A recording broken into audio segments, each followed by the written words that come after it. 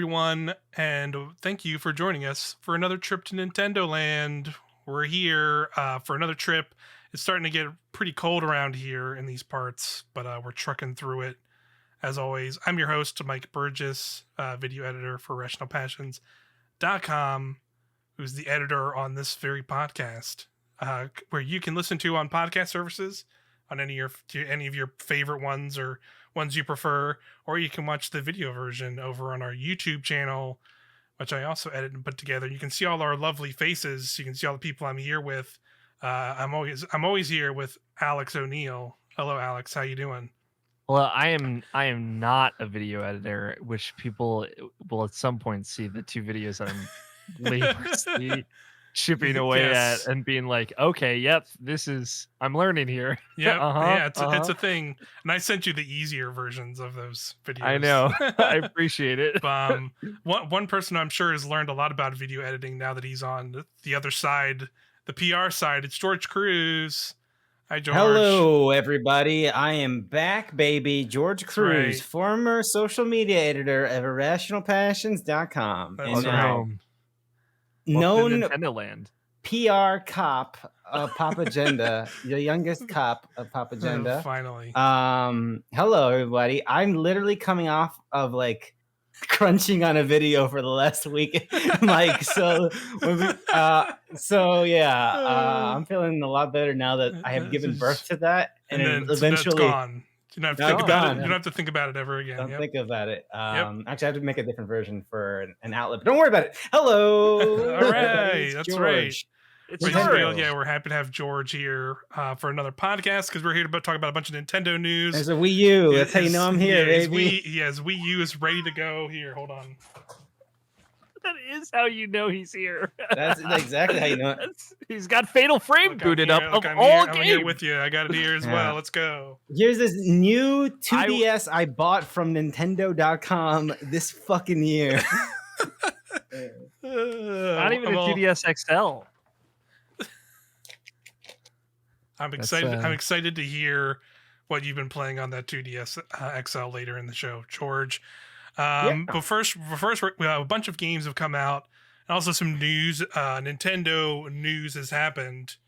So let's get into the news first, shall we? The big one, which we can talk about, and we've also, I know me and Alex have played.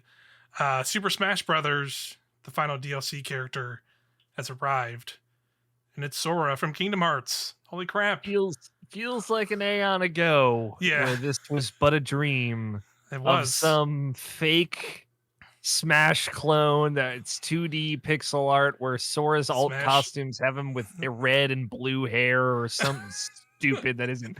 That like the real thing is way better than all that dumb garbage that we thought was cool and edgy when we were kids. That fans had to mod into an old Super Smash Brothers to ever make this real. Excuse me, Sakurai made it a reality. I don't know about you, Mike. I have a lot to say about this. Okay. I have a lot of feelings. I'll admittedly say I don't have as much to say as you probably have to say. And George, I know you're not the biggest Smash Brothers guy, at least from the last time I know we've talked about Smash. But I'm curious, were you I know you did like Kingdom Hearts at a younger age. Do you have any feelings on Sora, seeing him in Smash Brothers? Is that something that would get you to go check it out, or not really? No, not on that. But I did. So the news dropped. It was the morning of me and my fiance's anniversary, and so it was when we were coming back from brunch. And so I was like, before my workday started, so I was like, I have some time before I have to clock in. Let's see what this is. Mm-hmm. Well, let's see what the hell this is, right? Everybody was like, it's gonna be Fortnite guy. Get ready for Fortnite guy, everybody. And you see it, and it's just like, holy fucking shit, he did it. They fucking did it. That's insane. Yes. And then the rest of my morning was seeing everybody else's reaction to it, just how just people exploding with happiness. And it was really exciting to see the kind of funny folks and obviously just everybody in my fucking near circle, folks like y'all, just being in disbelief that this is real. yeah, it was insane. Like I'll totally admit it. Like I was not a believer. I didn't think he'd be the last character. Not that I didn't want him in by any means. I think he's a cool character and a cool, huge fan following, which they pretty much straight up said in that Sakurai, he did his final presentation and like showed off the character, but also like finally told everyone like, yeah, the ballot we had like years ago, he was the character that was voted the most, but we didn't want to reveal the 2014. In 2014, because this was like, I think this was like right when Smash Wii U Wii came U and out, 3DS, or like it ended. came out, It was like a little bit after it came out, right? That's what ended up like resulting in Bayonetta getting it. Yeah, but they said like Sora was actually the most requested character across everyone, like across all the regions they did it for, but they didn't reveal that because they didn't want the social pressures, I think is how we put it, of like, I guess like people just like nonstop messaging people, or like probably Square Enix would have been the poor souls. Some poor Square Enix community manager would have had to like suffer years of people just being like, when does Sora come to Smash? Put him in Smash. Like I'm sure there's still people that probably did that anyway. They still had to suffer that. Like, That's but that would the have funny probably thing like at the end of the day. I totally get like that would have probably added like twice, like a double amounts of layers. And also at that point, Kingdom Hearts 3 was nowhere near coming out at that point. Like it was, who knows where the fuck that game was at that point. Such a mystery still. Yeah, absolutely. But yes, Sora's in Kingdom Hearts. I guess I'll say my quick little spiel. Then I think you can go off, Alex. I think he's really cool in that like he fits like how they did the rendition of him in this game fits how they kind of brought a lot of other characters in, especially in like their classical forms. Like you have like Mega Man, who's very classical, and he has his pellet gun and he moves and animates like classic Mega Man. Same way when they added like the Belmonts with Ultimate. They have like a lot of classic looking moves and other animations fit that. I really like that they didn't pull like, it's not like Kingdom Hearts 3 grown up Sora. It is like kid Sora, that pure hearted like young boy from the first game. And he kind of just plays like the Kingdom Hearts 1 Sora does, for better or worse, where he like when he has his normal jump is straight up to the Kingdom Hearts 1 jump, where he does like a full on split in the air and he leaps, and you can do like he kind of has like a standard 3-hit combo like he does in the game. And I think that's like a really cool interpretation of him in that game.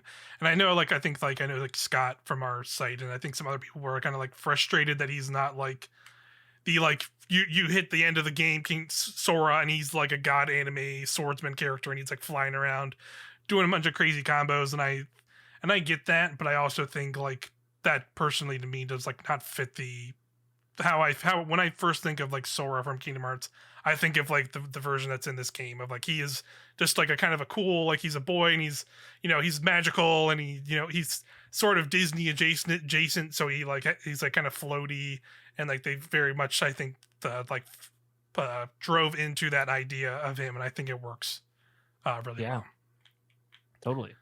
I like the way that they went about it, and it's especially like thinking about the Belmonts. Like there's a reason that Simon and Richter Richter being a weird one, but Simon's in this as opposed to someone like Alucard, right? Like, yes, I think Sakurai is really careful with his characters and whatnot.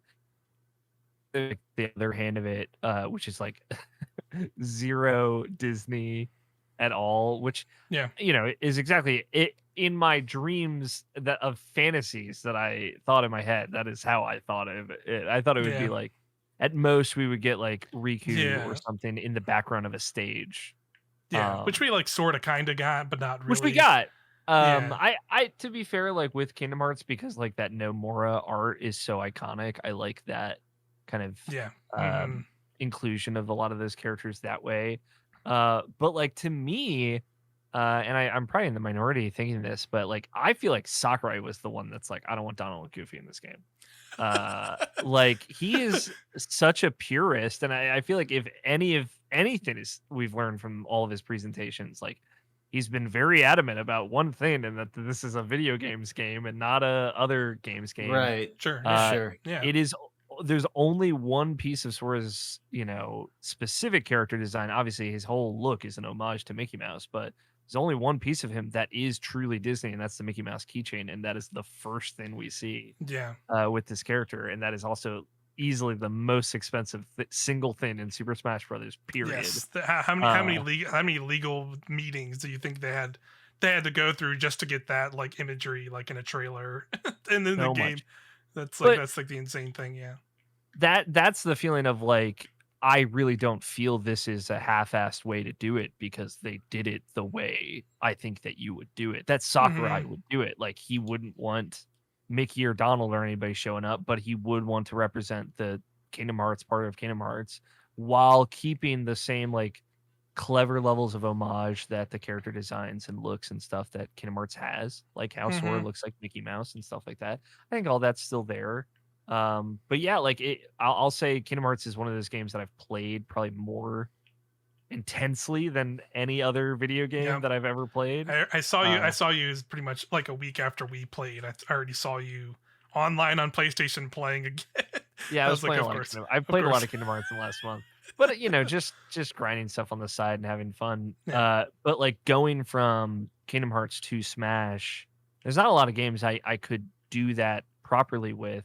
But like, it is crazy how much Sora like truly does feel like even to his hang time in the air feels a lot like it does in like Kingdom Hearts 2. There's a lot of different feels across his different moves that actually feel like the different stages that he has throughout different games. Like overall, like I'd say he feels more like Kingdom Hearts 2 because of how quickly he attacks and how much hang time he has in the air. Whereas in Kingdom Hearts 1 and some of the other like Birth by Sleep, like you drop way harder to the ground. So it is cool how there are way more pieces to how he actually feels and plays than just Kingdom Hearts 1. And I think a lot of people have been picking apart those things since he came out. People have been playing him. But yeah, it's just, I imagine Sakurai had that trailer, like what he wanted this trailer to look like in his mind from 2014 on. Like, because it felt so like such a carefully crafted and meticulous thing, that trailer, and I truly love it. It's one of my favorite video game trailers probably of all time, just for the sheer audacity of having Mario and Sora shake hands at the end of it, honestly, in front of an entire crowd of Nintendo characters. And non-Nintendo characters. It's great. I love it. And he's fun. I will say, like, going into this, we did a stream of it, which you can watch on our YouTube channel, the VOD of it. I will admittedly say, like, I think I've hit that point.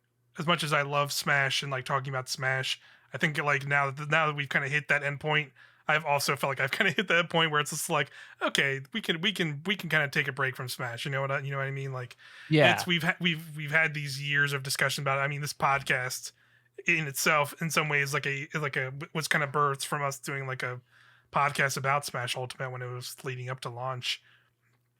And that's awesome. But I think we've just hit that point, right? Of just like, they put out all these characters. This game is what it is now, and it's an amazing game. But also I'm ready to, Nintendo's doing other stuff. We've had our moments with it. I was so emotionally complete after seeing the Sora trailer. Like, truly, for me personally, like, there are characters that I'd still love to see in the game, obviously, and I know there's so many more. And Mike, I think you and I briefly talked about like that, it could have been anybody shaking Mario's hand at the end of there, and it would have been, people would have been like, this is the greatest game. It would have had, we would have felt the same about Smash. You still would have had people like tweeting afterwards, like, I can't believe this is a game, and it's just like, the same like 8 characters in a still crazy in a fight. You're still like, I can't believe this is real. Because whoever character it was, it has like transcended so successful past the meme of the fake Melee character select screens that was the every Google search result like for years and years and years. It is surpassed that at this point, and I couldn't be happier. But I am like, I don't know if I will hit the emotional peak that I hit watching that trailer for the first time, because the other thing I just want to mention was, this leaked a while ago, thanks 4chan, and this was known information. I still didn't believe it. The hour leading into this, I legitimately, not a joke, super real, convinced myself that it was going to be the Fortnite guy because I just didn't want to get hurt anymore. And I was like super lukewarm chill, like walking into that last trailer because I was like, it's 100% going to be Jonesy from fucking Fortnite. Yep. And I was very happy to be wrong. But that is how unbelievable a feeling this was. So yeah, for sure. Great game, great run of media and trailers, and like truly no hype cycle has ever gotten it as good as Smash has gotten it. Yeah, for sure. Like And we're kind of yeah. I'm glad it's over. Yeah, yeah. I'm so tired. Yeah, I really enjoyed all of that, and like we're kind of seeing it now with like now we're getting those weird like the Nickelodeon Smash and the Warner Brothers Smash that is apparently going to be a real thing. Metaverse, baby. The metaverse is here. So I'm curious if like we'll get these weird things that like studios who have like a big franchise of characters now that they don't have to directly compete with Smash because they're done. Like I wonder if we're going to start seeing more of these. This is your time, PlayStation. Just because they've seen like so many. It's your time. But yeah, All Stars Battle 2, baby. It's time. My comment on this to wrap it up is also they should re-release a physical copy of Smash Brothers with everything on the cart. Yes. Yeah. Because everything is up to DLC and stuff like that's on their servers, and I don't know if they will do it. They could lower the price of the other one to like 40 and then this to like 60. I don't know how the math works out on there, but that would be really nice. Or they could just like replace the current box with or with like these like a $60 plus pack or whatever. Yeah, it just has the current version. Yeah, maybe 70. You could probably do 70. Hey, Nintendo, I see you probably see a lot of people charging $70 for video games. Why not get in on that? Yeah, they'd be into it. Or they could do. Rich really has gone to the other side. Yeah, I was gonna say. You motherfucker! Look, man, you can put it on sale for $60. All right, and people are like, "You don't need to give them ideas." Yeah, wow, value. It says value right on the box. Look at that. That's what it is. It must be true. But something else they could do. Speaking of weird pricing structures, they could do it with what they're doing with this Animal Crossing DLC that is coming, which their next news story. It's actually they're like the next. We have 2 stories technically, but they're all announced together, sort of at the same time. But yeah, they did a Animal Crossing Direct that they showed the final update for that game as well, which I am honestly kind of surprised by. But they're doing like a big free update and then like a big DLC expansion. So the free update has like a whole bunch of requested stuff. It's honestly a lot of stuff from the previous games that just like were never brought over for New Horizons. So it's like gyroids, the coffee shop with the pigeon man, the roost. That's right. There's like some other things, like a bunch of like, here's extra customization options for like fences or bridges or this or that. And then there's like a cabin where he takes you to islands. That's in there too. So it's like basically all the stuff that has been from previous games that were not here in this game yet. It's coming for free. It's all free update on November 5th. But also on November 5th is, what is it called? It's called Happy Home Paradise, I think is what it's called. But it's a play off the 3DS game that came out where it was just Animal Crossing, like custom, like building out houses and interior design kind of stuff. Where this is just like literally just an expansion to put that whole game, like basically that whole game premise into New Horizons itself, where you go to this unique island and then you're like, you can either invite, I think it's like random villagers are already there, or you can invite villagers from your island to this one to then like interior design their tropical homes or whatever.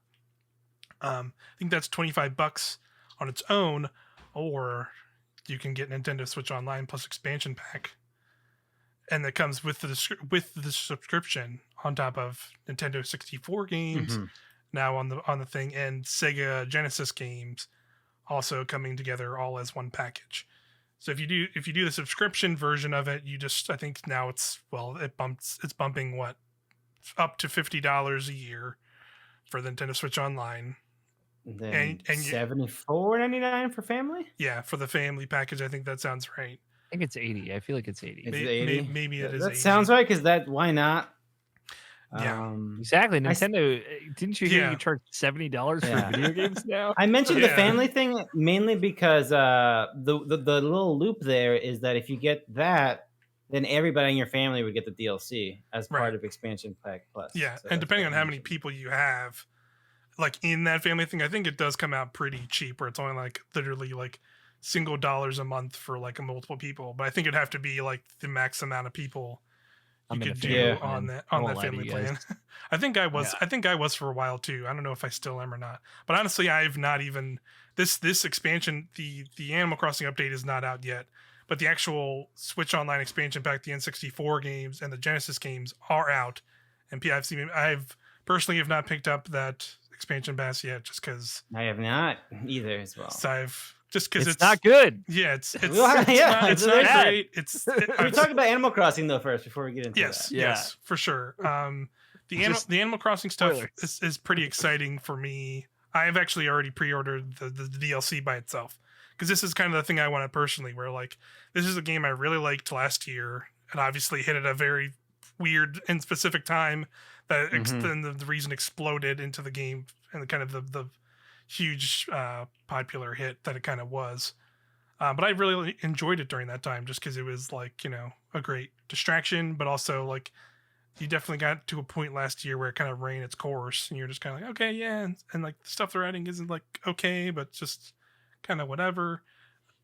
This is kind of what I've been waiting for. I wanted like a big substantial update to this game, and something akin to this of like, okay, there's like free things that are being added that I liked from the previous games. I like collecting from the previous games and like doing stuff with.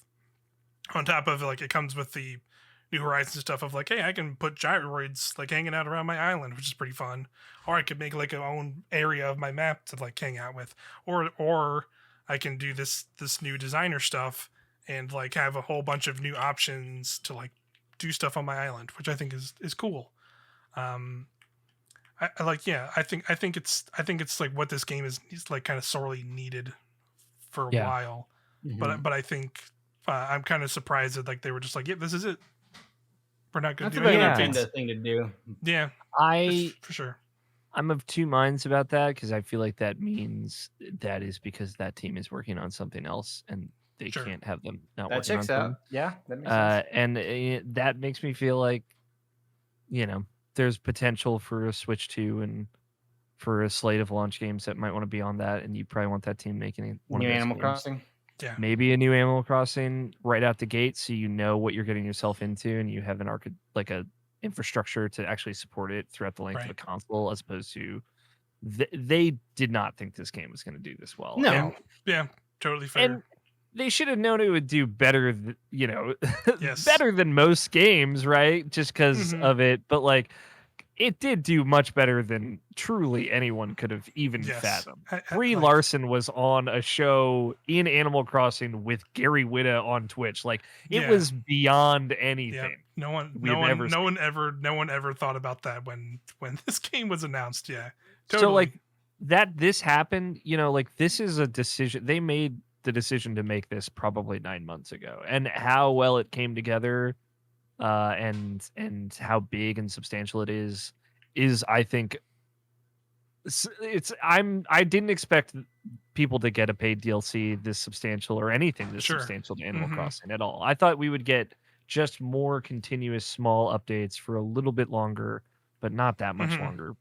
To be honest. Yeah, I guess when you think about it, when you lay it down like that, Alex, and you look at the development time, that's pretty quick turnaround. Like, they came back to us once they had news, and they're like, hey, it's like around the corner. So like we did this, and then we did this expansion, and it's pretty much done. So that's what we've been up to the last year and those few months where the pandemic, because again, this game hit, and Nintendo, as reports said, like they've been like scrambled during the pandemic. So it's probably a month or so, like, I don't fucking know what's going on. The game's doing well though, guys. I don't know. Great. Yay. And I think the reason this expansion looks as robust as it does is because of how well Animal Crossing did. And they're like, okay, like we're gonna throw as much money as you guys need, Yeah. But we want to make another thing for this. So I know a lot of people are like, I can't believe they didn't support this game. Like, this was not in the cards for Nintendo, and clearly that was a misstep. And I think what they actually did, if you think about it, as like you look at something like Smash Brothers, where it's like they had a very big plan. They knew from the gate. And there's a precedent for like they did a bunch of DLC for that game, even on Wii U and 3DS. And that DLC was probably the best-selling DLC on Wii U for any of their Wii U games. So like they knew of like, okay, this is going to be hot, and we got these trailers that we're putting money into. Yeah, a lot of marketing money. Yeah, they knew the plan with that, and then you look at something like Animal Crossing.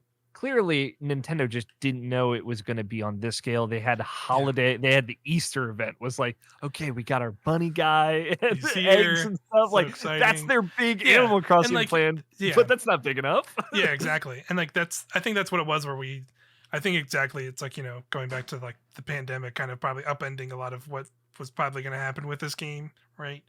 Like I think there was a bunch of like there were some things that like got added like last year, like they added like the guy who like sells like the art and like a new part of the thing. Yep. They had like diving for like sea creatures and stuff. So and I think like I could see a scenario where like if they probably held a lot of this and just put it all together in one big release. But I could probably I honestly see a plan where maybe a lot of the stuff that's free that was coming with this was probably maybe more sprinkled throughout the year, but then that just got upended so much they were like, oh, we're gonna do this thing's doing so well now, let's do a paid thing and let's just drop it all together and have like one big last hurrah for the game. That's probably like how like you said, they probably scrambled and end up having to kind of end up doing that, which is totally fine, because I think like having it all together in one big package is enough for me to go like, okay, I at least want to jump in and like play more for at least like a few weeks, or even like potentially start like a new island and see how like all that stuff is like kind of filtered in as you like start a new island, since it's all this new stuff. I'm curious. I know people like have an expectation with games as a service, and I think I just like level it down to a Nintendo expectation with games as a service. Yes. And I think they did a pretty good job with Animal Crossing, considering that this was probably a pretty small team compared to like a lot of other Nintendo games. Like even Metroid Dread might have had like a bigger team than Animal Crossing did. Yeah. And knowing all of that, it makes it make more sense. I understand some people are still gonna be disappointed. That's fine. I understand. I think there is valid feelings there. So yeah. But I this is cool. This is more than I thought we would get. And I forgot that now that I have the expansion pass, I just get this. Yeah. So I'm definitely going to try this. It's just in the game. Yeah. So you have that's right. You said you have the family I'm pack. on a family plan. Shout out to Brent Ranch, the homie. Nice. The homie paying up for that. He's got a group of friends. Articles the other day. Hell yeah. Rolling Stone. Go check him out.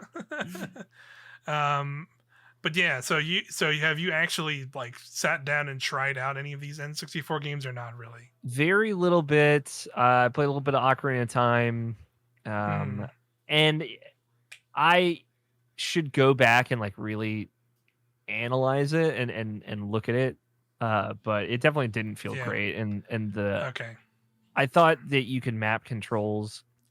I feel like you can do that for the SNES. It's not system level. Yeah, it's system level. That's exactly. Got it. It's system level for all of that. I think all of it. I don't know if you can do it with like very quickly with SNES games, but I know, like George said, there's a system level thing where you can change buttons on Switch. So it's not convenient, but yeah, get out and then go in. I wouldn't want to do that for just N64 games, probably. Right. So I'll probably wait till they add it into the application.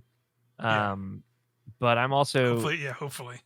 I love the idea of spending 50 United States dollars on an N64 controller that is wireless in 2021. I personally love that idea, and I will happily do it as soon as it is available to me once more. Yep. If I was awake when it first went up, I would have had it already. Have you seen? I think I saw a video on YouTube of like people like examining it, and they actually put like two very very very tiny buttons to make it so you could technically use it for any games. So it's like you have like the standard like N64 triggers, but then there's like two tiny buttons, like ZR they look buttons, like the Joy-Con buttons where you gotta like tap your finger as small as possible.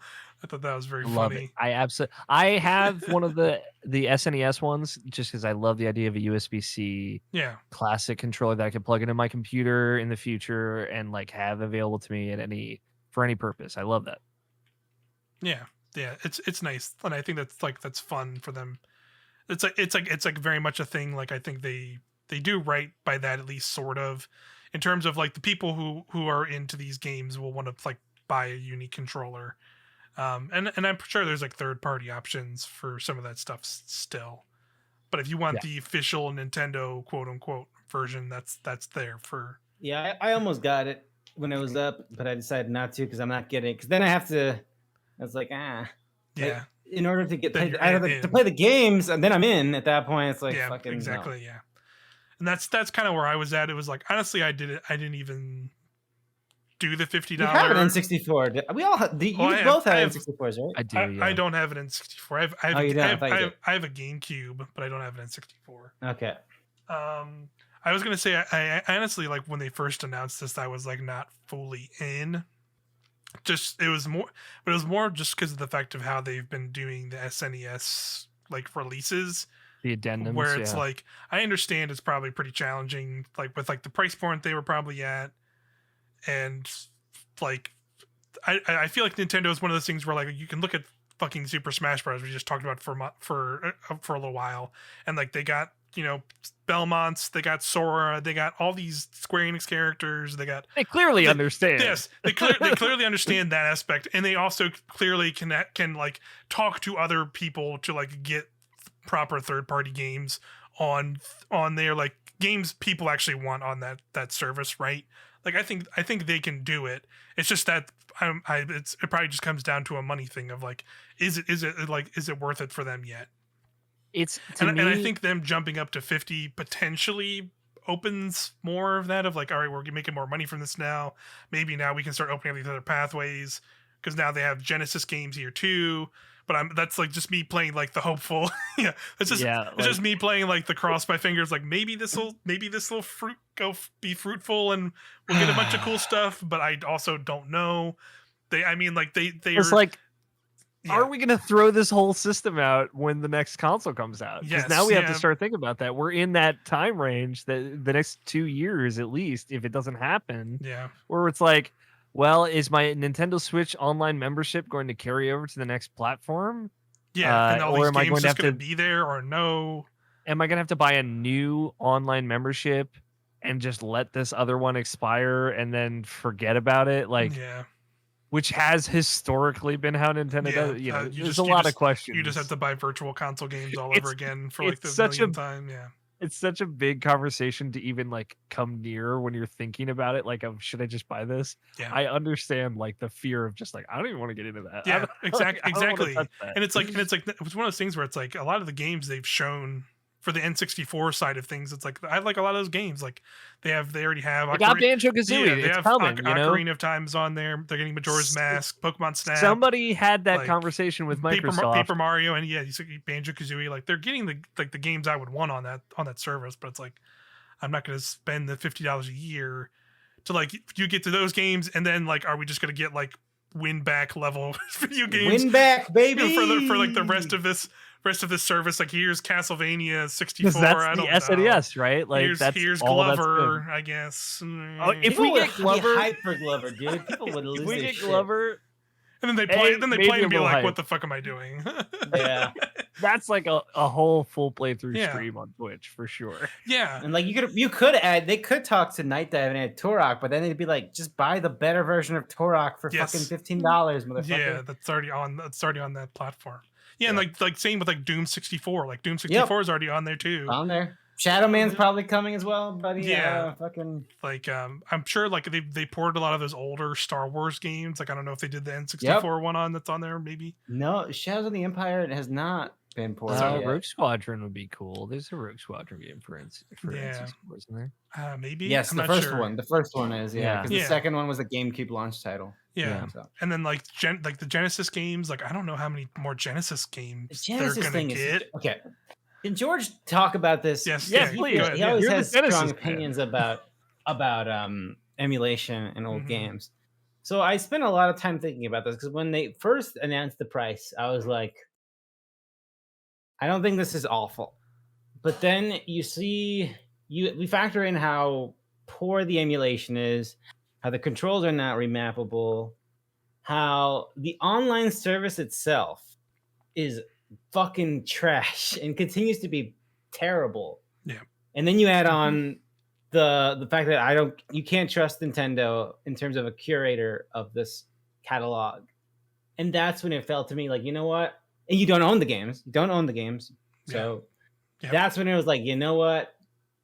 I can't do it. It's all those things combined that I'm just like, if it was just like the online worked fine, the emulation is okay, and you can remap controls. Like if it wasn't these small inconveniences that are just like, it's just annoying enough that I don't want to pay you for this and forget about it. If they hadn't have if they just hadn't done Genesis games, didn't do the Animal Crossing thing, didn't change the price, just lumped in the N64 games, people wouldn't have complained about it.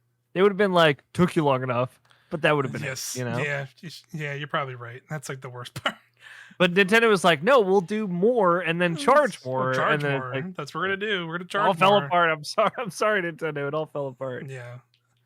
So I don't know. That's how I feel about it. It's in the grand scheme of things, for a subscription service, $50, like they're just bringing it up to like Xbox Live and PS Plus, right? Yeah. But the problem is that they can't even offer an online infrastructure that's even that good. So it's like, man. And there's also like and also on those platforms they do like way more like deals. Like PlayStation for years has done every month. Here's like a couple free games that add to your library, and like Nintendo ain't gonna fucking do that. They ain't gonna like be like, here's like Breath of the Wild for free, like, you know, because it's like some of the level of games you've been able to get, right?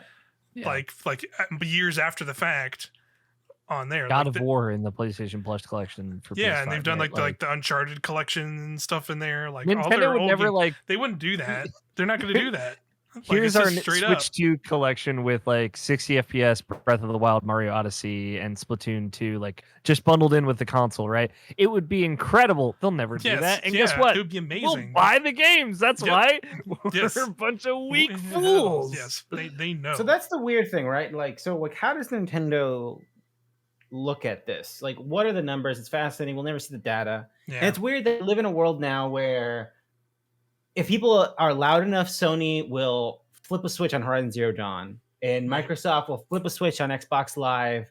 Like, but that's not going to happen with Nintendo. So it's like, at a certain point, we'll see if this gambit worked out for them, because it's easy to get people to get on Nintendo Switch Online because little Susie wants to play Mario Kart online. Okay, cool. I'll sign up for a year. It'll just do auto renew. I don't care. That's fine. But now you're asking them to up a significant amount. Yep. And how many people are actually going to convert? And so at that point, they're like, we thought we really got them by the balls, but to buy the stuff. But that N64 games, turns out we didn't.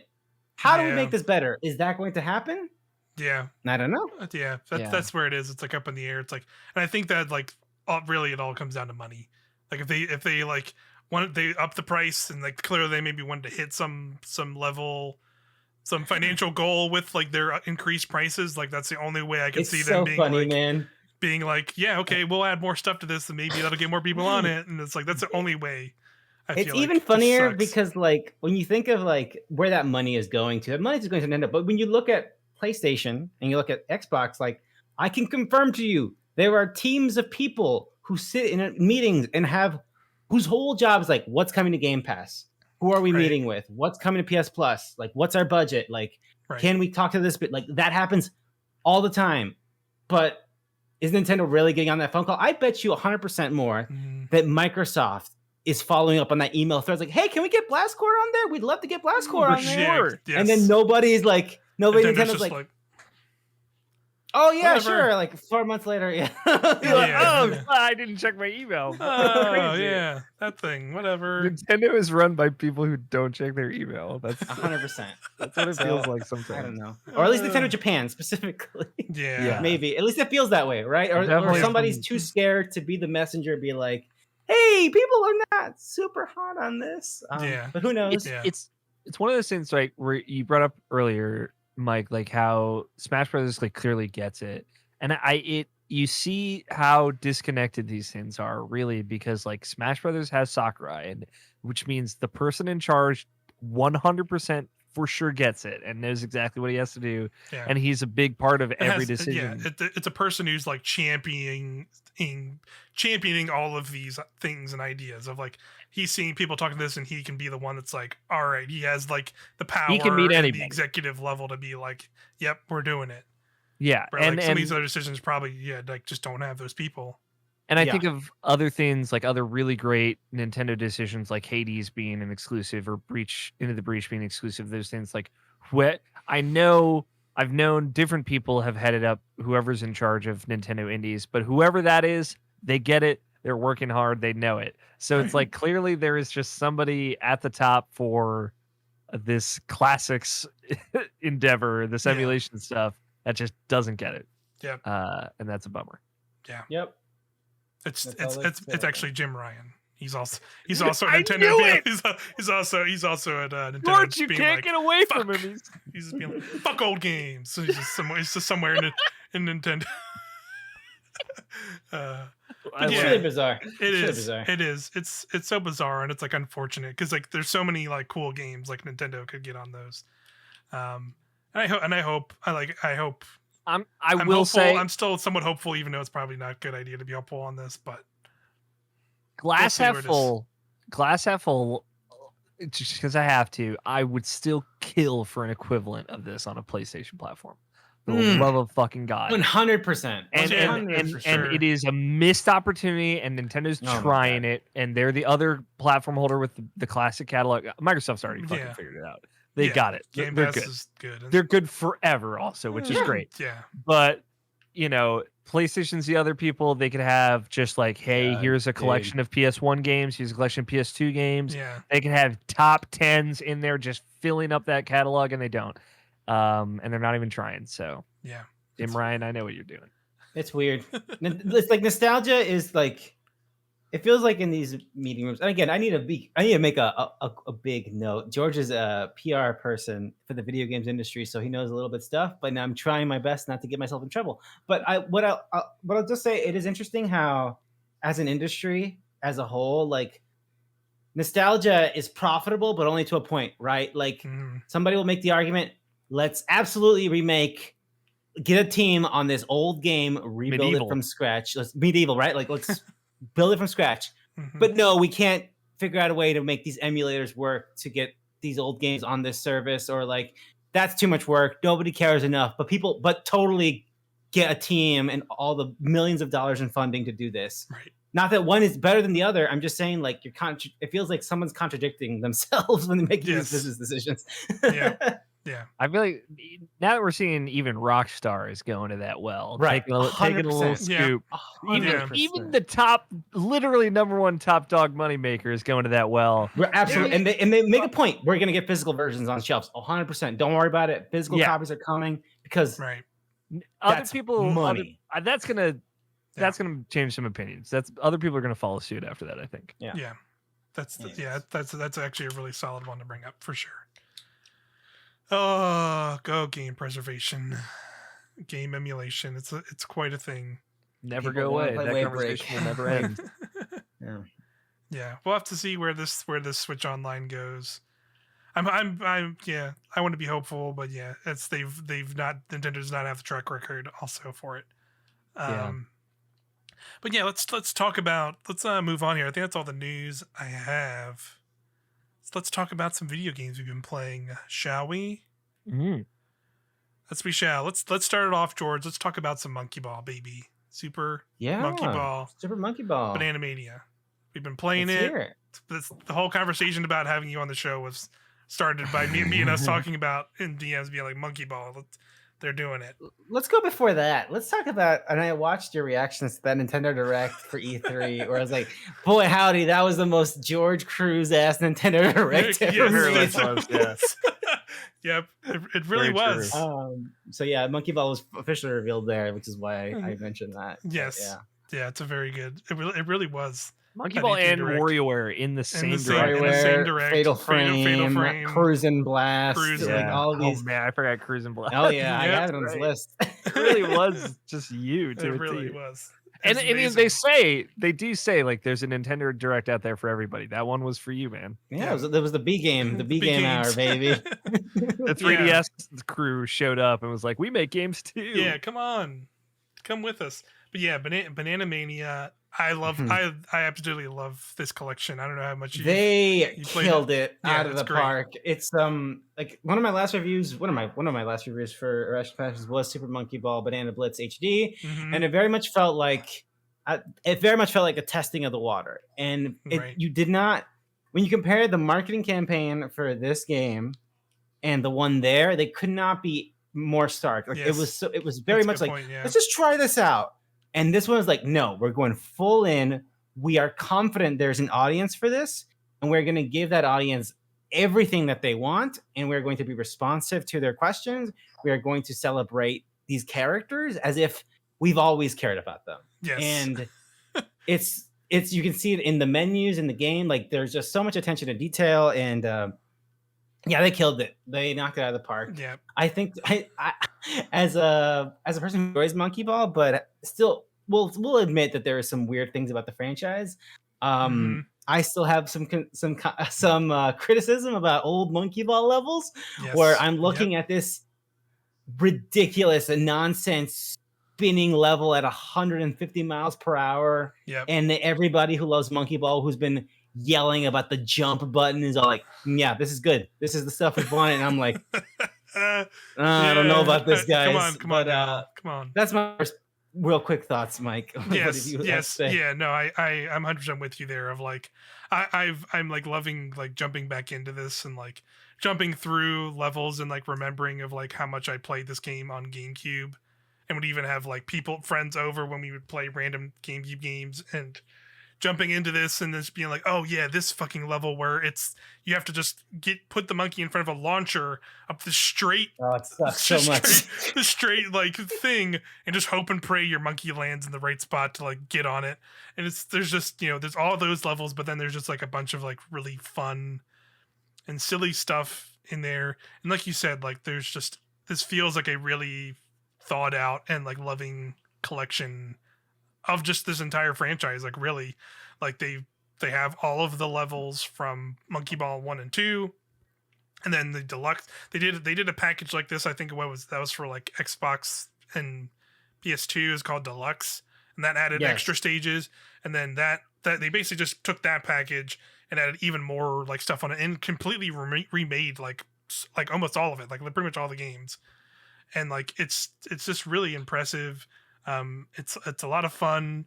I think the one thing I'll say that I was bummed about it is like there's no real, like, which makes sense because it is like, it's even as much as like they're celebrating this, Monkey Ball is still pretty niche franchise, but I still would have loved to see some sort of online play in this in some way. But I also understand I understand why they probably didn't do it though, because it is like a smaller game. The online for this game probably would have been, a lot of people would have been on maybe the first week, and then it would have been probably like a ghost town, and then they're just like, it wouldn't probably been the right like financial decision, I'm sure, for that. But it would have been nice to still have those moments where my other, and I it was a compliment I was going to give the game, but now I'm also going to take it back. They added good assist features where you can add a slow-mo and an extended time, or you can just skip a level. Yeah. But they are tied to a currency in the game. Like your points turn into a currency, which you can unlock costumes for your monkeys and all this other stuff. Or you can use it to skip, which is cool in theory until to the point where you get to the late game and it gets really frustrating, but you want to keep going. Yeah. But you don't have enough points, so you're like kind of stuck. Yeah, you're just stuck. Yeah. But that's kind of where I am a little bit right now. I'm like on level 8 of the campaign, right? World 8 of the campaign, so I'm nearing the end. But yeah, that's the main thing. But other than that, like I think the amount of I just like looking at these characters. So like the amount of animations and the amount of different models they have for that menu is beautiful. That scrolling menu from left to right, where it's like party mode, and you have I like doing a little party thing, and it's like it's charming and really nice. I love a lot of the graphical, like you said, UI presentation stuff they did for this updated version, where it's like that menu, and then like I like all like the nice sweeps and the big yellow and black monkey like transitions and stuff. I don't know where they go from here. Is what that's kind of the tricky thing, where it's like I don't know if this is a situation like a Crash Bandicoot situation, and where like they remade that whole trilogy and it was like a big seller. And it made a lot of money, but not enough. But they made Crash 4, right? I don't see that happening, unfortunately, with this.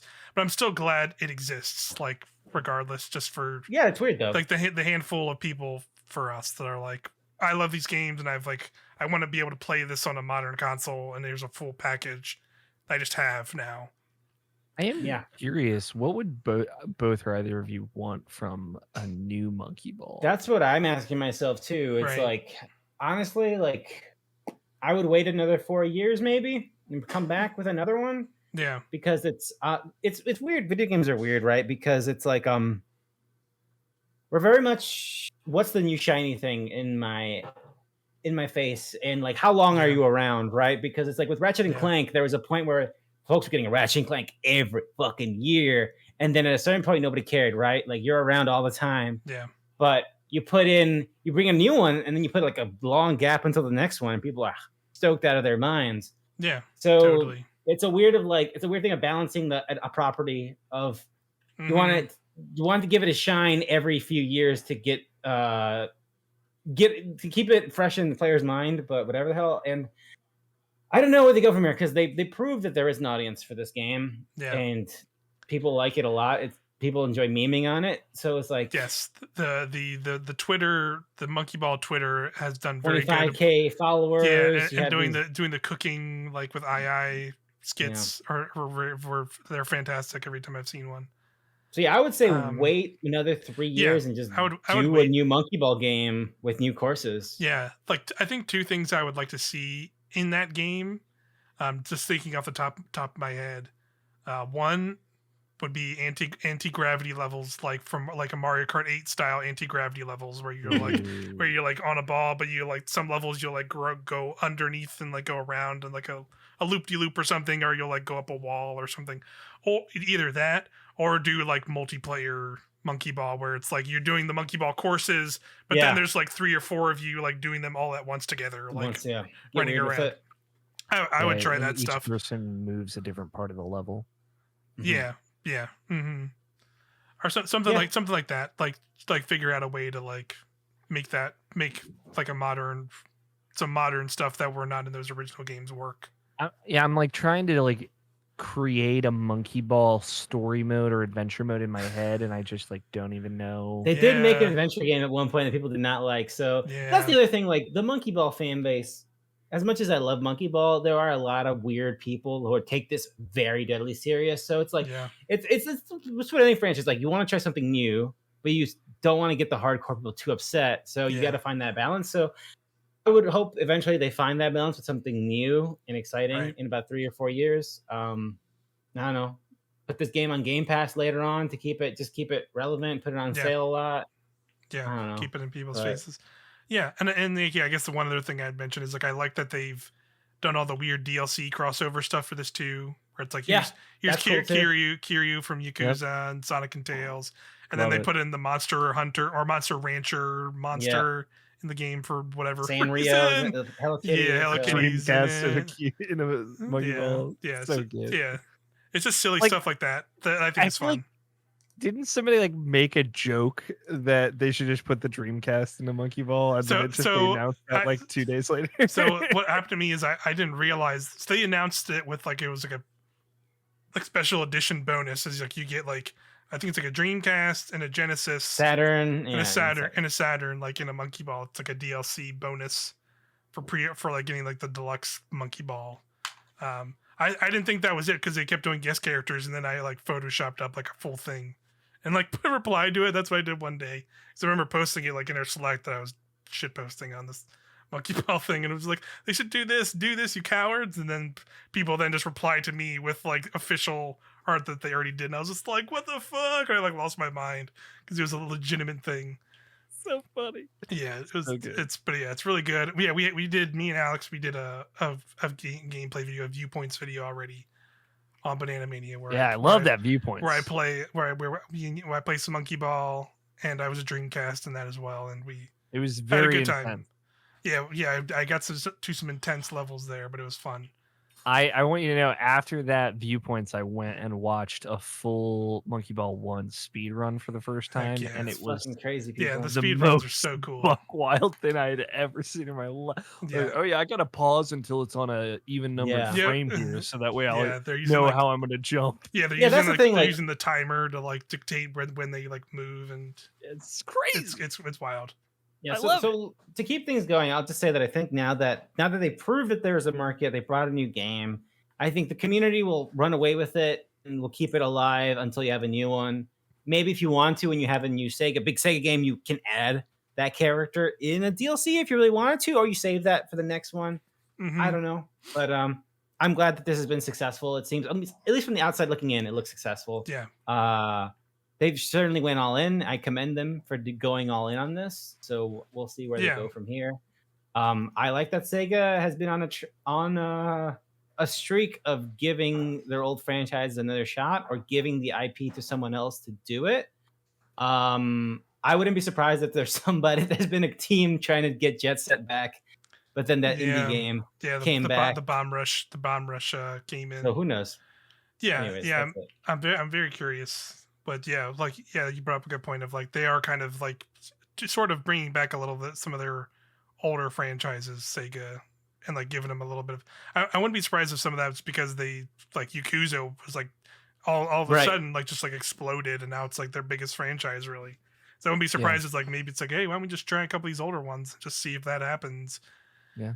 I'm curious what Shin Megami Tensei looks like after 5. SMT5. Yeah. I think that game's going to do pretty good. It's probably going to do better than a lot of the other Shin Megami Tensei games. Yeah, I wonder. Yeah, for sure. Because it's out pretty soon here, I think. Yeah, next week, November. By the time we're recording this. Okay. Nice. Cool. Speaking, I'll bring up this other game because it's just recently released. And I honestly think it's like in a similar boat to Monkey Ball that I've been playing, is Mario Party Superstars. This game, I think it's like that same idea of Monkey Ball, in that like they've just got a collection of like a bunch of old Mario Party stuff that sickos like us grew up with and we're into, and just like here's the game, here it is in a full package, but now with like full online play and like full like very nice, like it's one like I honestly think it's like one of the best looking Switch games there's been in a while. It's really sharp looking. Yeah. Super Mario Party is a gorgeous video game too. Yeah, I'll say. Yeah, and it seems like it's definitely built off a lot of that framework in terms of like they pretty much carried over all of the quality of life kind of features they introduced with Super Mario Party into this one, where like when you're rolling you can see like that you're this many things away from the star. When you're about to play a mini game, you get like a test version where you can kind of like play it in real time before you start to like try it out. And then it's just a collection of everything. It's 5 maps or boards from across the N64 Mario Party games. So it's like you got your Space Land and your Horror Land from Mario Party 2, which are probably still my 2 favorite boards. Even in this game, you got Woody Woods from Mario Party 3. And then you have 2 from the first Mario Party, which one is like the birthday cake and the tropical beach with the Koopas. And then there's the mini games actually, I didn't realize this until I started playing, is like the mini games are actually from across all 10 games. So it's not just the N64s. It's all 10. I don't think there's any Super Mario Party mini games in it. But all the mini games are across like all 10, and it'll tell you like when you go into a mini game and you're about to play, up in the corner, it'll say like this is from Mario Party 5 or Mario Party 10. Oh, or, that's cool. Like Mario Party 3 or whatever. And they've they've redone all of the music too from across it. Like all the boards have like updated music, all the mini games have updated music. When you win a mini game that's from a specific one, it plays like a remixed, a new version of the jingle from that specific Mario Party. Like it's pretty impressive. That's like cool that they did all that. What else we have? But yeah, they just brought, they kind of, I think, like again, like Monkey Ball, where they kind of meshed the best of the more recent Mario parties, like Super Mario Party, with a lot of the quality of life stuff, but brought back a lot of that like classic kind of bullshittery that Mario Party kind of had in those earlier days of like. That's how I know people like this game, because I've been seeing a lot of posts on Twitter about people being fuming, pissed off, mad after a session of Mario Party. That's that real shit. Yeah, it really does. There really is some real shit in this for sure on some of those boards of like, there's the Koopa Mario Party 1 map. That's like kind of the one I played a little bit just to like check out like how the kind of just the turns work, because there was a whole thing where we talked about like if you could go full sicko and do the 50 turns, like we've done a couple times here on the site, but you unfortunately can't do 50 turns in this. It's probably for the best, as you put it, Alex. Yeah. As much as it's fun, but you can, let's say if you do like, hey, we did like a 15 turn like Mario Party, you set that for the settings and start playing and want to keep going, you can go into there's like a bunch of like menu options while you're mid playing and add turns and max it out up to 30 turns. So you can't be like, I'm playing 15 and I'm going to add an extra 15 to make it like even more than that. Like you can't keep adding them. It's just like a single ad. And I think if you do 30 turns max, you can only do 30 turns. You can't like add additional turns onto the if you already pick 30. There was a real fear that you could just keep adding turns forever. I want to say in one of the earlier ones you could do that if you were truly an insane person. Yeah. But yeah, there's all that. There's full online play. Like I said, where there'll be a viewpoints, another video where me and Quinn, I just wanted to check out like what the weird experience was of going online against three other random people playing Mario Party, and it turns out it's still just kind of like playing Mario Party against CPUs. Does the other player need to have the full game? I assume it's not like a download. I think so. Yeah, I think you need the full game. $60 is a lot for Mario Party. Is what I'm saying right now. Yeah, that is a lot for that. You definitely have to kind of be in or out for that. I think Mario Party, but I think like regardless of that, like, you know, we have, there's plenty of fair criticisms of like Nintendo and their online stuff. I will say this game actually, it's online works pretty well and like functions how you think an online game should function, where you can play against complete randoms, or you can set up a lobby and like invite in, and it actually has like in-game invites where you can invite your friends to that direct game, and you can like set up like a unique lobby for yourselves. There's local multiplayer too, so you can like have 4 people on one Switch, or you can have your 4 Switches in a room together and play together. There's like a side mode that's called Mount Mini Games, which is just like, you're like, hey, if you just want to play some mini games and not do the board stuff, that's there too, and that's fully online too. Like you can like get an online play and do that weird mini game mode, and there's even like a daily challenge thing in that, which is kind of weird. There's a whole bunch of stuff like that. Daily challenge and Mario Party are two concepts I never thought. You never thought of, right? It was kind of weird to see that when I was like scrolling through the menu, but it's there. One thing I'd say was a bummer was there's not a lot of unlockable stuff. Like there isn't like a unlockable 6 board, let's say, or like more unlockable characters. Like what you kind of see is what you kind of get with like so far with the 5 boards, and like, I think there's like 8 character, or no, there's more than 8. I think it's like 12 characters. That's all kind of there. The only unlockable stuff, which there's one cool thing, which is if you play on board just for the first time, you unlock the classic music for the board, and then you can go in the options and either choose the new remix song or the classic song from the N64 version of the board to like play over the map, which I thought was cool. Again, it's the stuff we talked about.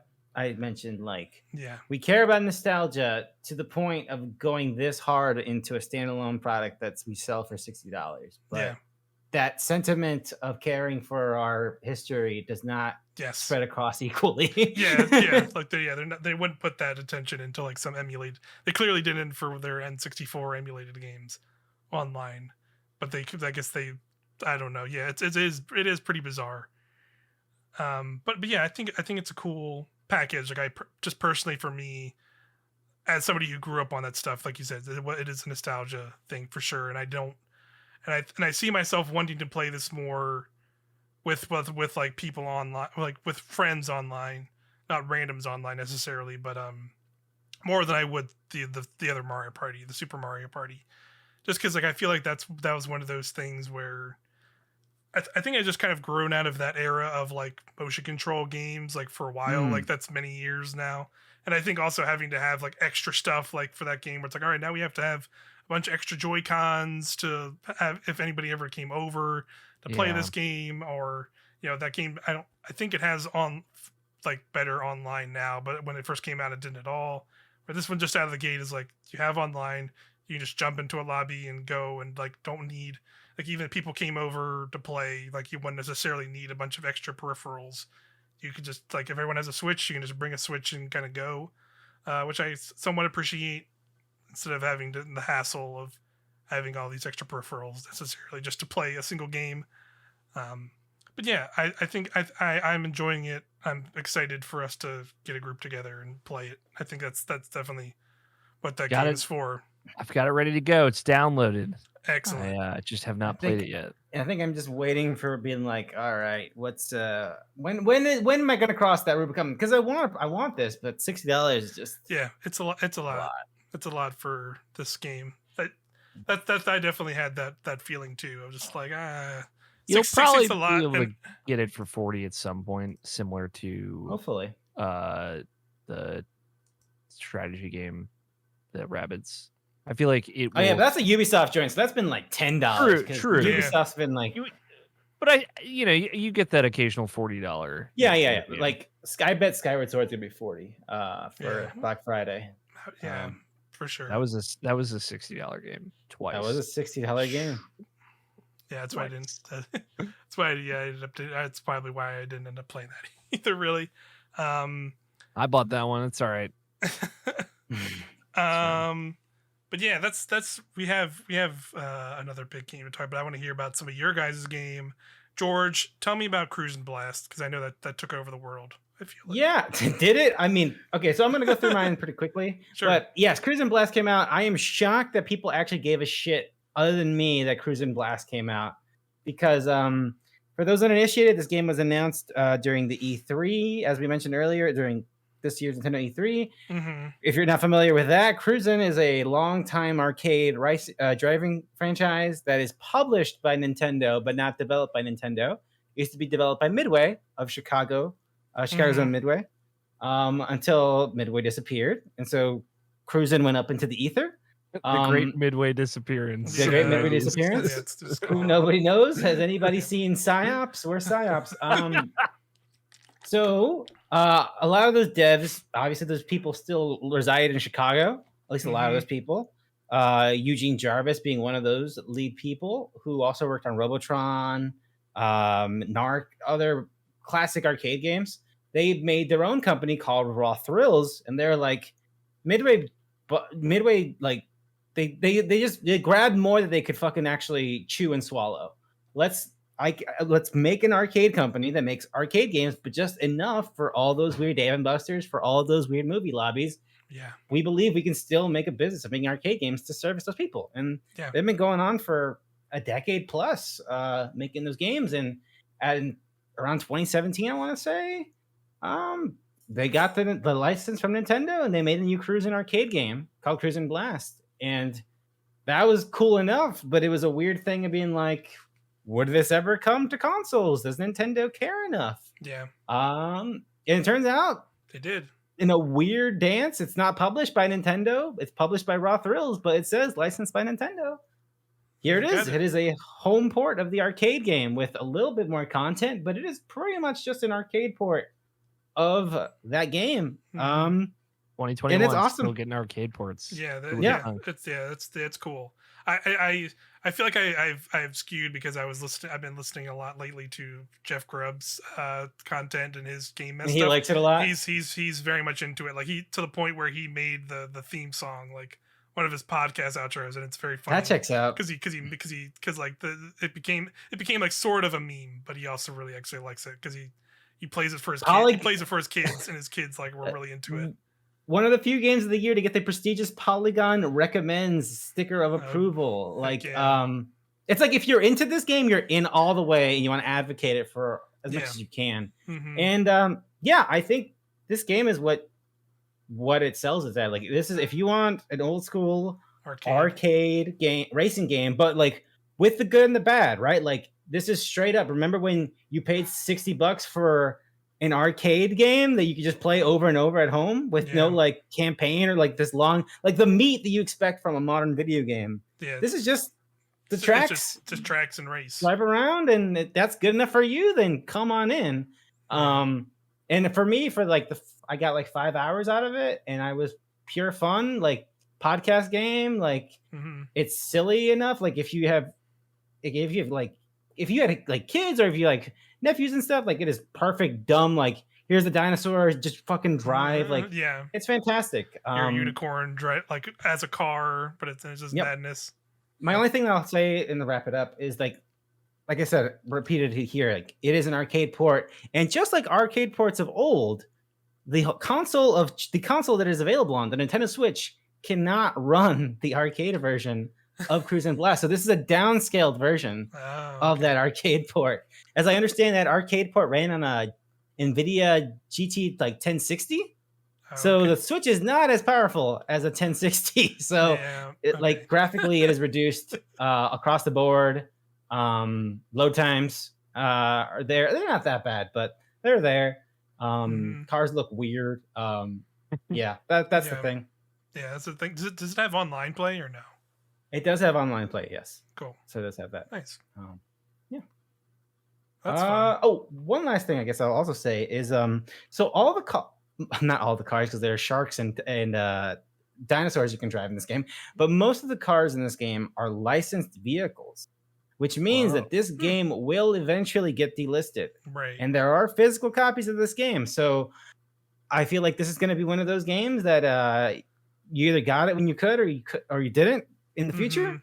So I would recommend it once this game probably goes around $30. I think $30 is a fair price. Yeah. It retails for $40, not $60, but I know $40, even for some people, that's a lot for this game. I think if this sounds like a game for you, I would get in on that physical copy if it's around $30 on Black Friday. If it's $20, absolutely go crazy.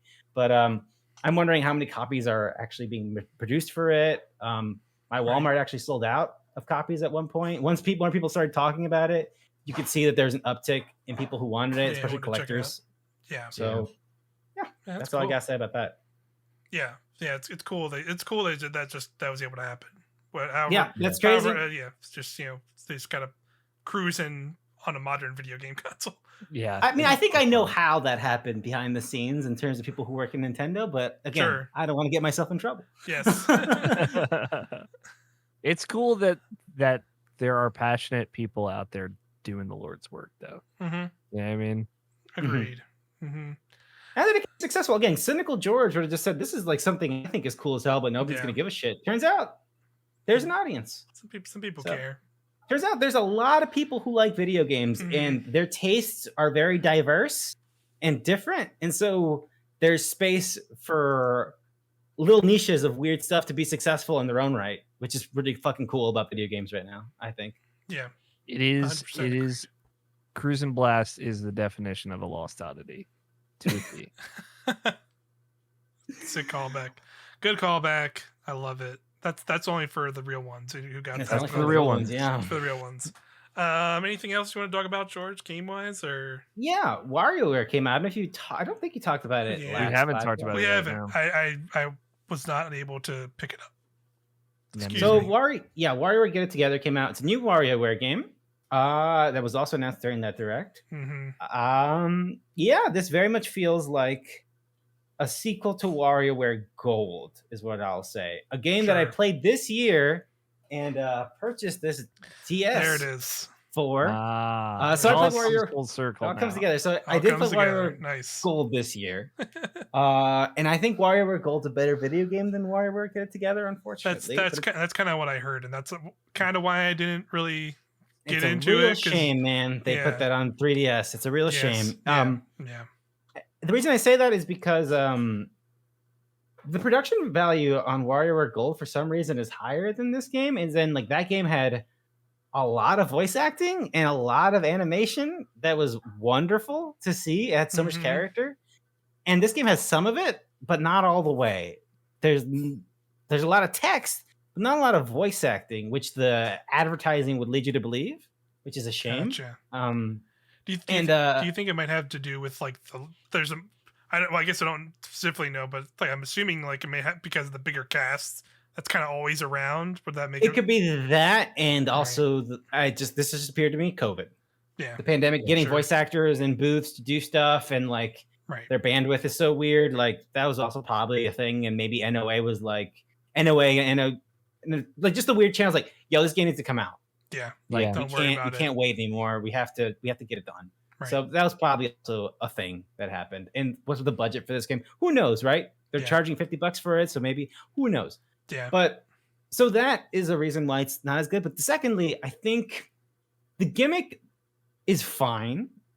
Right. Of like each of these characters has their own ability, kind of, sort of. They're pretty similar, but they're kind of. But it's not as cool as. In this game, in these games, you're using motion controls. In these games, you're using touch controls. Right. In these games, they're based on GBA, so these are going to be super simple but super fast and clever. Like that stuff that Gold had because it was a compilation of all the other games.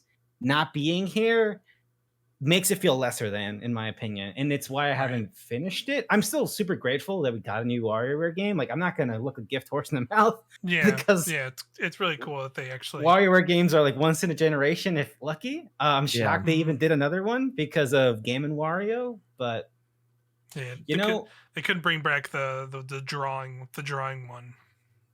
Why even? Which one was that? That was the Wii U one, Game of Wario, with like the weird drawing mini game. Because it had Miiverse and all that stuff in it. I forgot there was a Wii U one. I forgot. I thought Game of Wario was like especially poorly on a different platform for some reason. Yeah, I mean, the last time I played a WarioWare game was probably Smooth Moves. Wow. But I love that game. I'll tell you what, the 11-person party mode that they had for that, where you just pass around one Wii remote, is absolute insanity. It's a lot of fun. And that's the weird thing. Like, I'm coming off really negative, but I'm like, if you like WarioWare and you have the money and you find yourself in the right place for it, fucking buy this game. Like, it's WarioWare. Like, it has all the charm and all the character. But coming off from like Gold, which was just a fantastic entry in the franchise, it just feels less, and that's kind of a bummer. Like having just coming out straight from it, it's just I wish this was a little bit more. But I'm so grateful. Like, I love my guy 9volt. I love Mona. I love Dr. Krygor. I'm all about Orbulon. I'm all about it. Yeah, but great cast. Definitely still one of the best Nintendo casts for sure. Is it one of those things where these are predominantly new mini games? And Gold was like a collection of them, though. Does that like offset it a little bit of like, well, this is like kind of a new thing, and Gold had it easier just because it was collecting all these other things before it?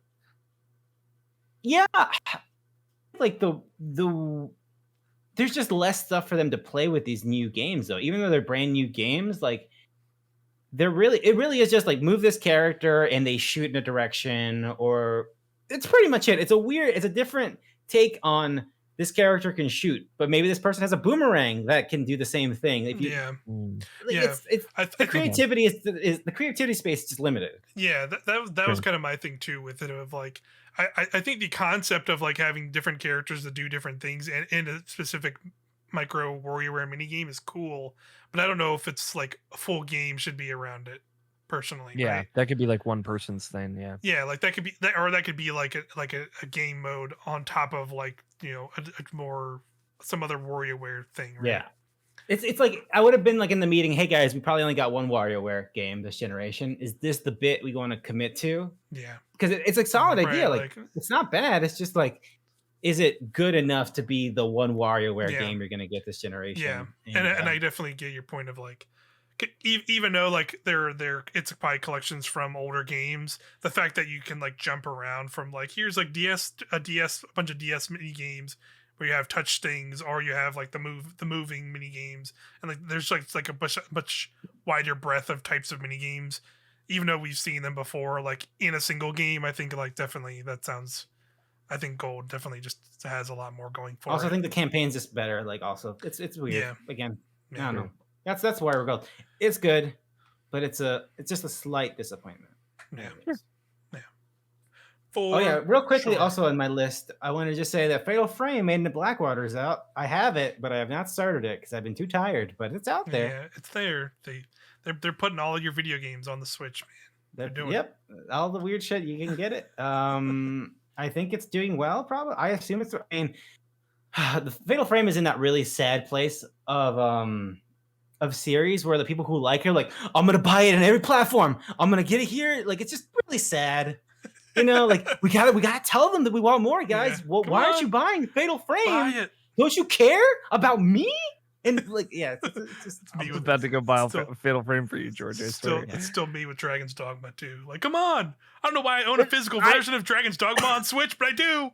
Please. I know people have bought enough of Dragon's Dogma 1 for them to make a sequel. 100%. Yes. It's gotta happen. It's got a shitty Netflix series. Yeah, exactly. It's gotta happen.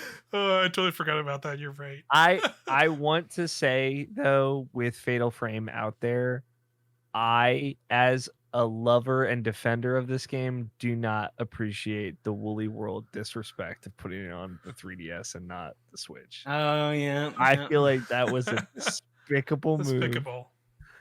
Even after Tropical Freeze was put on the Switch. Yeah. Despicable move. I mean, the thing is, though, I feel like it's even rough because I feel like that sentiment is a thing, even though because people completely forgot about the Yoshi game that came out. Yeah, they did. Crafted World, which I actually liked. I played Crafted World and it's fun, but yeah, like you said, it's relatively forgettable still. But Woolly World is just a cornucopia of magic, and I'm about to go set up my Wii so I can just play that game. You know what?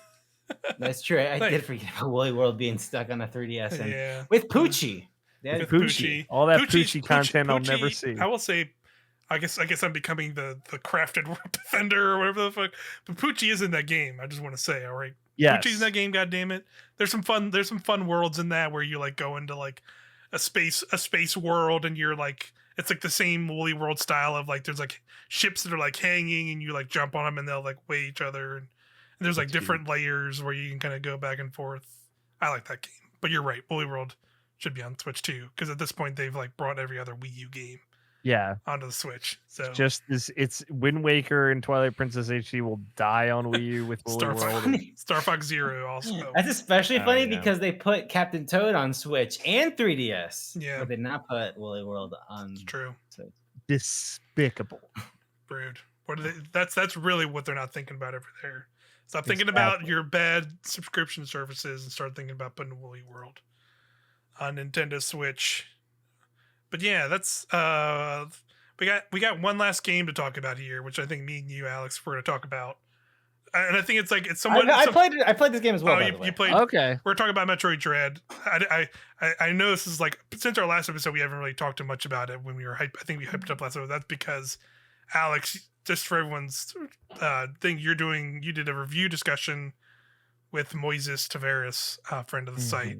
And that will eventually go up, and I think you probably already have a lot of thoughts in that. But we're definitely still going to talk about it here because, of course, this is our gosh dang Nintendo show. Yeah, Metroid Dread, the hotness, released. They put out a 2DS Metroid game, and it's fucking fantastic. It's a really good game. Very good. Yeah, I like it quite a bit. I will easily say I'll straight up say it's probably at least already one of my top 5 like favorite games on the Switch period. Even with like some of like the minor issues I personally have with it, I would still consider it like top 5. Like if you were to of this console's legacy. across the Switch. I can agree with that. Like I would probably put it, like if I just off the top of my head just be like top five Switch games, that game would probably already be in it.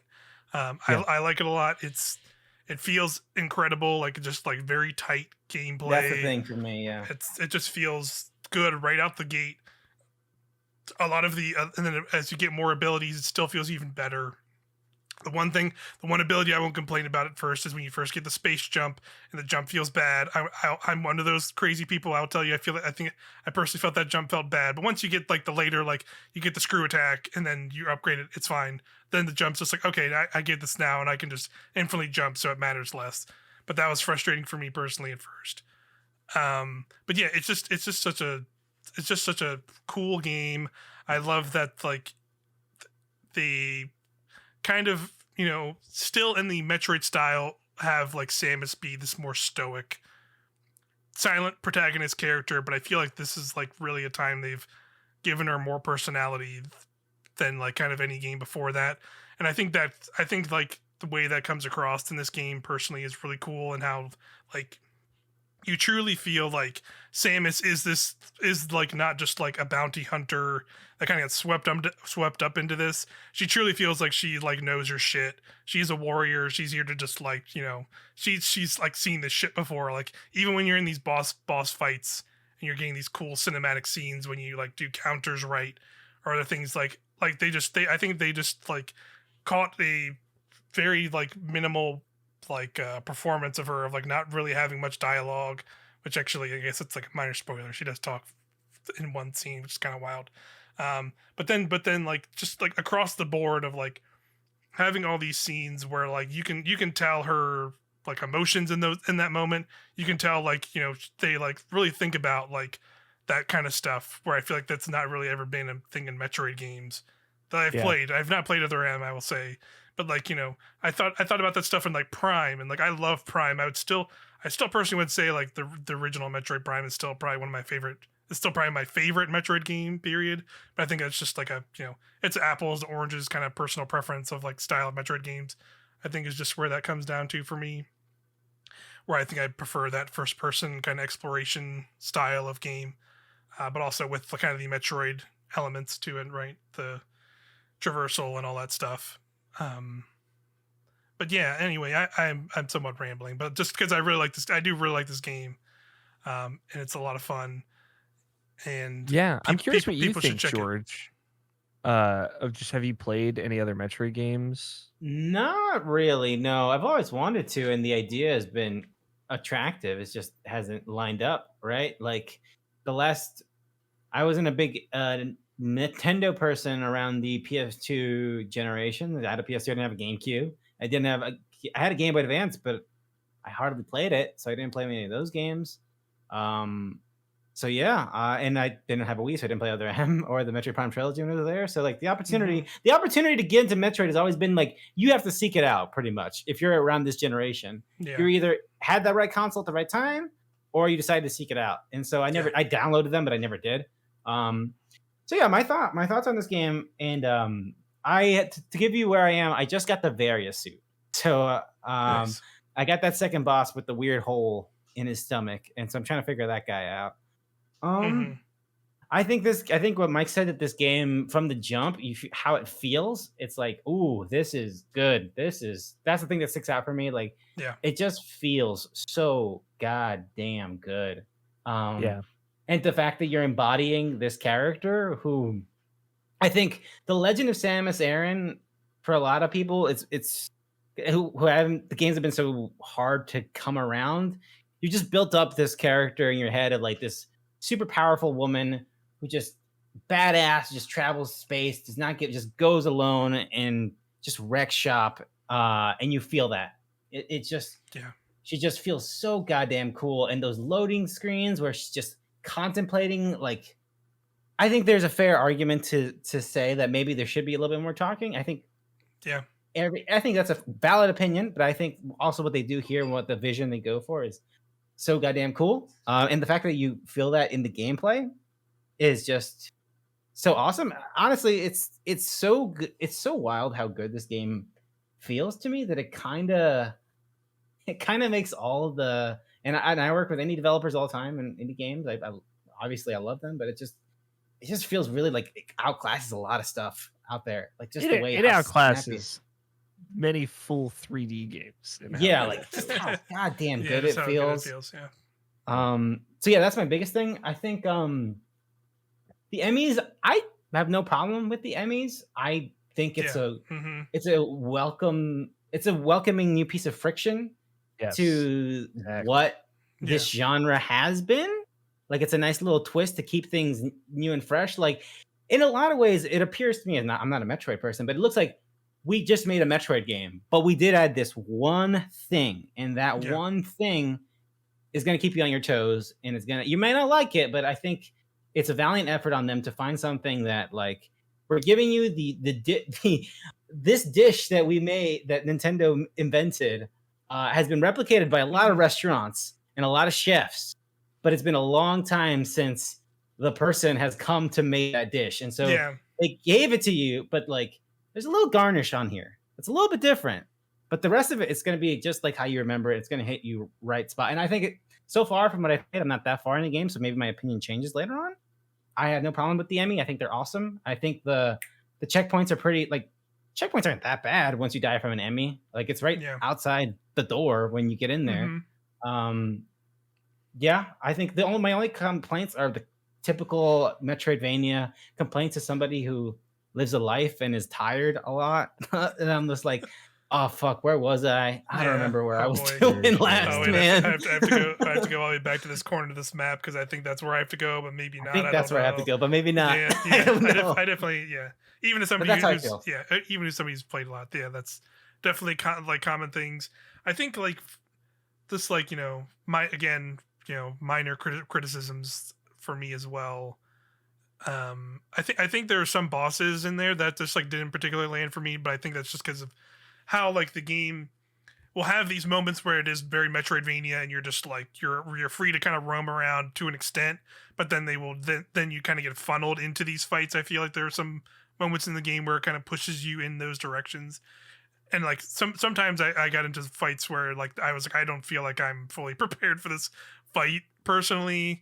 Or just like, there's a lot of bosses that are really good about telling you like, all right, these are the things you need to look out for and the things you do. And like sometimes those bosses just don't do the best job of portraying everything to me, to the point where it's just like I'm then just playing the brute force mechanic of like, all right, I'm just gonna shoot this thing with every ability I have, or do this thing until something works, and then it works. And so like I felt like there were some like ebbs and flows with some of the boss battles.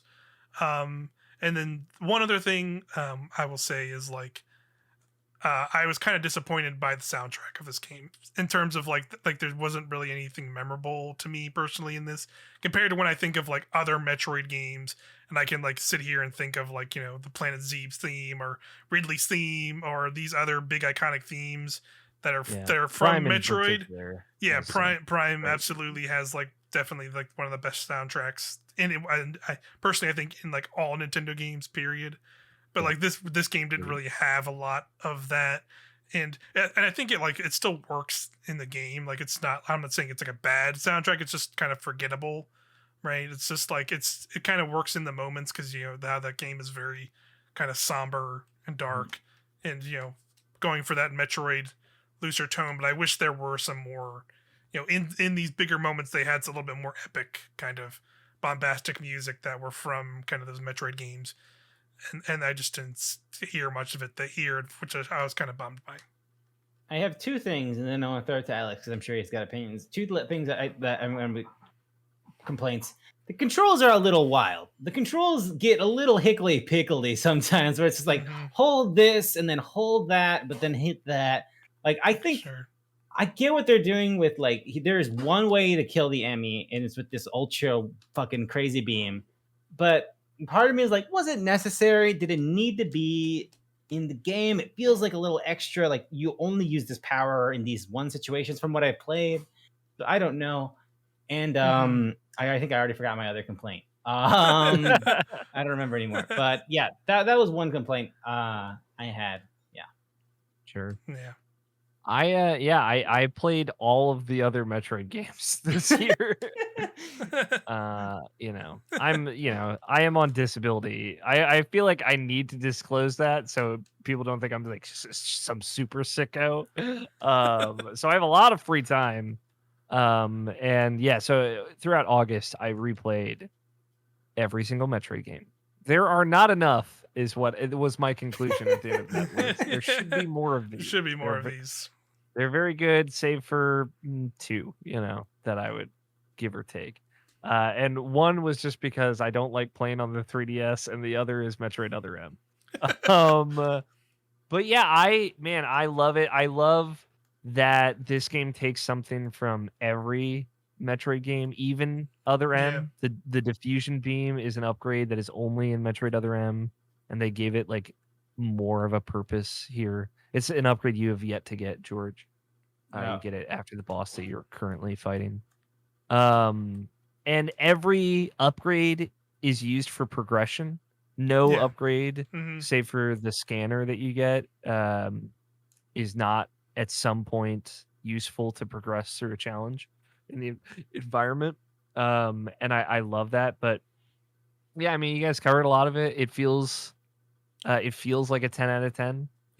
Like whether or not I think you think it is a 10 out of 10 is totally up to you. Personally, I've ruminated on it long enough to say that I would probably give this a 10 out of 10 from my heart as a diehard Metroid fan. But at the very least, the execution of it is so excellent, just from the animation to the subtleties in the animation to like, I know the controls are a struggle maybe now, George, but once you're at the confidence level where you are just zooming across the map, barely touching the ground, or just like shine spark while jumping, flicking yourself around at turbo speed, it is just like unreal how incredible this game feels at the micro level of fighting a boss in a tight room to the macro level of going across an entire area with one ability, basically. Right. And I just like, Ben Moore said it on the Frame Trap where he talked about Metroid Dread, but if you look at Samus Returns and look at this game, I like truly don't know if I've ever seen such a vast jump in quality of like the same type of game, even same franchise. Like, right. To me, it's like Kingdom Hearts 1 to Kingdom Hearts 2. Like it is just like, there is clearly, they understood what they were doing and there was a lot of good intention and freedom to explore. But this is like a mastery of this type of this kind of game. That has clearly been something that this studio has worked toward for a very long time. Yeah. And it's so cool to see how far they've come. But yeah, I could go on, and I have a lot of other conversations people can listen to about it. But I'll say like, it is what I would have wanted and more from a 2D Metro game. This game to me is like the Super Metroid for Metroid Fusion, because Super Metroid takes place in the same location as Metroid 1 and has a lot of revisiting of those locations, those bosses, those mechanics, and those ideas. This does not take place as the same location as Metroid Fusion, but it does, in a really, really satisfying way, revisit some of the things in that game that I really would like to have seen revisited. Yeah. It does it in a very smart way that is not like super dependent on you having played that game, but also is really super satisfying if you have. Like the Emmys as a whole are just based on like the SAX or whatever. 2 encounters with a Samus clone called the SAX in Metroid Fusion, and just the way that they create the same kind of tension and that feeling of being chased and that feeling of fear and danger, but also give you so much more room to maneuver within that is so cool. And like nothing I've seen in a Metroidvania before. Kind of like what you said, George. I think the Emmys are definitely like, I was kind of surprised at how much I was kind of like wary about that mechanic in the like seeing in the trailers at the start, right, and being like, this could be cool, but also could they do a little too much? Could they like kind of do a little overkill with this potentially? But I think they really did nail that system. I think that's what like makes this game so great, is like they like you said, they nail the movement and the feel of the game. They nail all the Metroid aspects of exploration and kind of the world you're in, but they also nailed this new thing they're doing with the Emmys, and like this evolution rather into this new thing in this game with the Emmys, and like how like they feel like you have this tension with them the first time you encounter them, but even when you're like later in the game and you're about to fight like the second to last one, and you have like almost your full kit of abilities, but they still feel like the same amount of threat level that you'd feel there. And I think they somehow nailed that. I was very impressed. And they're very cool. It's very cool. They're all different enough. Like each of them has a different power that you will eventually acquire, but they built the environment that you deal with that power in a way. Like one has an ice beam power, but there's a lot of water in that environment, and if you get frozen and sink in the water, you're just a sitting duck, and it's like totally changes how you deal with just that one Emmy, because it has this unique power in this unique environment. And you know, they do other very interesting stuff in addition to that. And there's like a whole kind of power narrative that they tell with that as well. And you know, anybody that another deep IP cut is I wrote a script about Metroidvania like power narratives, and how like there's a gameplay narrative that it is telling you, and this game is like such a perfect execution of that, of like right when you feel extremely powerful, the game narratively is telling you that Samus is extremely powerful as well, and they're building on top of that as well all the way through the final fight and after it, and it's like, man, I just love it. I love it so much. It's just it is one of those cases where like execution is everything, and how they executed on a modern 2D Metroid is perfect, I think. Yeah. With flaws and all, secret blocks that you have to shoot to figure out and everything. Yeah. You know? Sit there and walk in every room and scan a thing and hope you see something and you're like, okay, there it is. Let's go. Cool. Yeah. Some people are not going to love that, and I absolutely am one of the people that loves it, and loves and appreciates that commitment to this being challenging and obtuse. Because like the next Metroid is probably not going to be like this. Metroid Prime 4 is certainly not going to be like this, but the 2D Metroid that they make after this, I feel like is going to be a big departure from this kind of game. And this is their love letter to that format, to show like you can make a modern one of these and it can still be a 10 out of 10. Yeah. And it feels like that is what they wanted to do. That's the game they wanted to make, is a modern Super Metroid inspired video game in the Metroid franchise that is as good as one of those can be, and this is it. They made Metroid 5.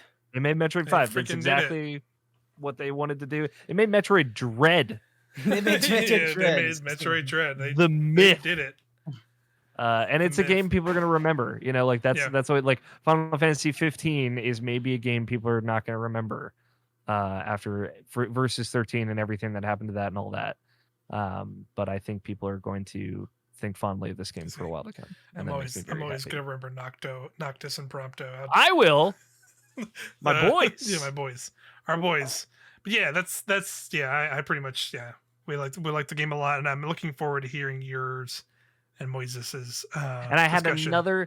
There's another podcast that I recorded with Nabashin about Metroid as a whole.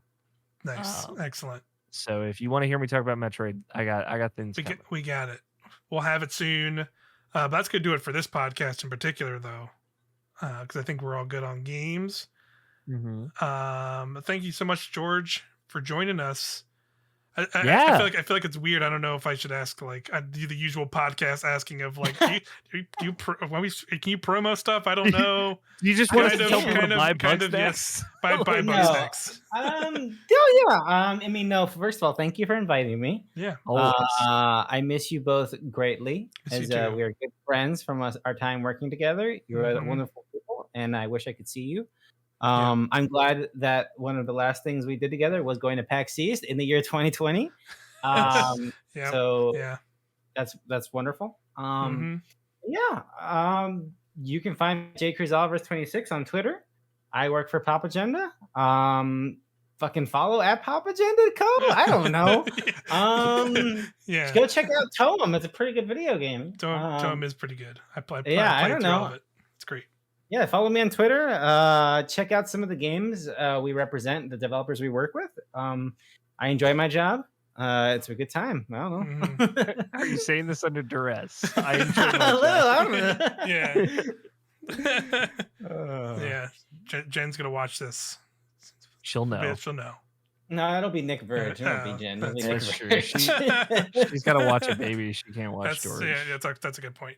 It's a good point. But yeah. Thanks everybody for joining us as well, listening here on podcast services. We're on all those, or on youtube.com/irrational passions, where I put up the video version of this. So if you like the show, we always appreciate. Let us know in the comments if you liked it, or leave us a rating and review. We do greatly appreciate it. You can follow me at Mike IP _. Alex is at AlFighter27, and of course Irrational Pod on Twitter. All those are our Twitter handles. You can follow and see all the stuff we do. We'll be, I think by the time this comes out, we'll probably won't be streaming Super Mario Party Superstars this week, but maybe we're Back for Blood this week. Yeah, and then it'll be, but soon it'll probably be after this episode comes out. Yeah, probably be the week after. Yeah. So you can come join us for that. We're probably gonna do one more Nintendoland later in November, talking about Pokemon. We're probably gonna rank some Pokemon, like we bring the classic back. Also, since in the spirit of ranking, we've talked about this before, Alex, but maybe we should do a double ranking and rank some Smash Brothers trailers. Yes, we got to rank the Smash trailers. Yes. Nabashin wants in on done. This. Okay, yeah, maybe we can do like a two-parter, or I can like put the episode together as one episode or something. I'll figure that out after this. Thanks everybody for joining us on Trip to Nintendoland. We'll see you next time. Bye. Bye.